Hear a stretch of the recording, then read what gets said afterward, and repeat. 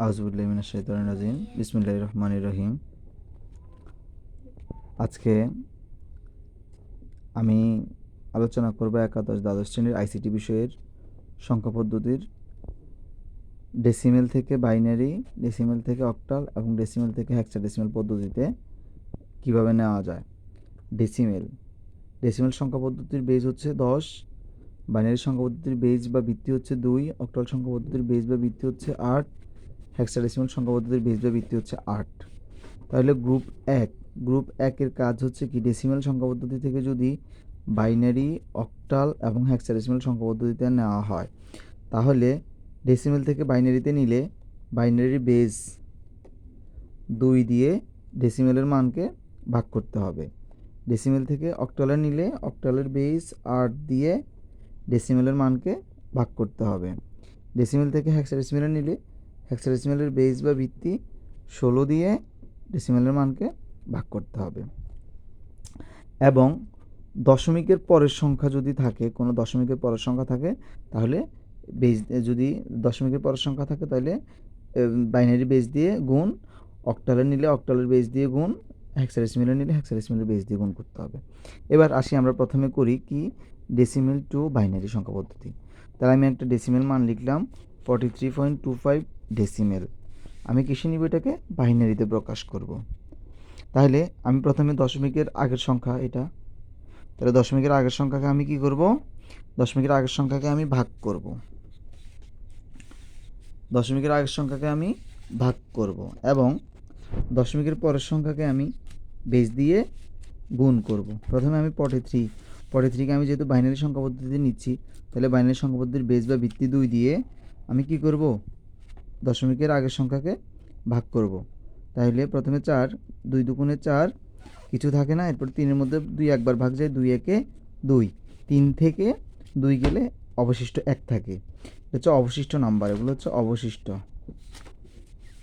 অবশিষ্ট থাকে যা এগুলা। এরপরে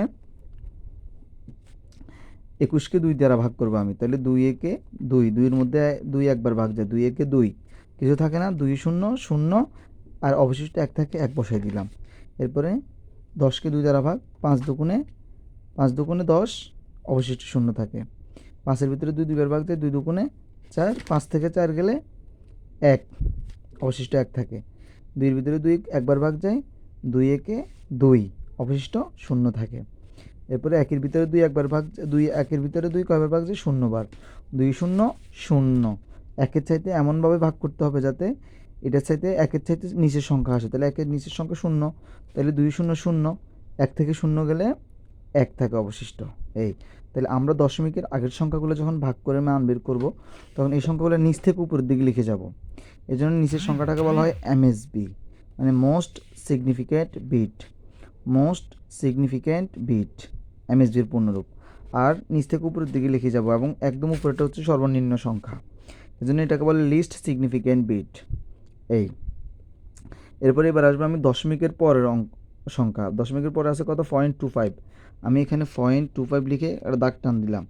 আমি টানলাম, দশমিকের পরের সংখ্যাকে আমি কি করব, বাইনারি বেস বা ভিত্তি দিয়ে কি করব, গুণ করব। দশমিকের আগের সংখ্যাকে বেস দিয়ে ভাগ এবং দশমিকের পরের সংখ্যাকে বাইনারি বেস দিয়ে গুণ করতে হবে আমাকে। তাহলে 5 দুগুণে 10, 10-এর 0 হাতে আছে 1, 2 দুগুণে 4, 4 আর হাতে রাখে 5, অবশিষ্ট কি থাকে, অবশিষ্ট 0 থাকে। এরপরে আমি 50কে 2 দিয়ে যদি গুণ করি, তাহলে 2 0 0, হাতে কিছু থাকে না, 5 দুগুণে 10, 10-এর 0 হাতের 1, অবশিষ্ট 1 আমি বাম পাশে বসাবো। এখানে আমি 2টা বিট, আমার এখানে আছে কয়টা, 2টা অঙ্ক। 2টা অঙ্ক থাকার কারণে আমি এইখানে গুণ করে যা পাবো, প্রত্যেকবার 2টার বেশি অঙ্ক বসানো যাবে না।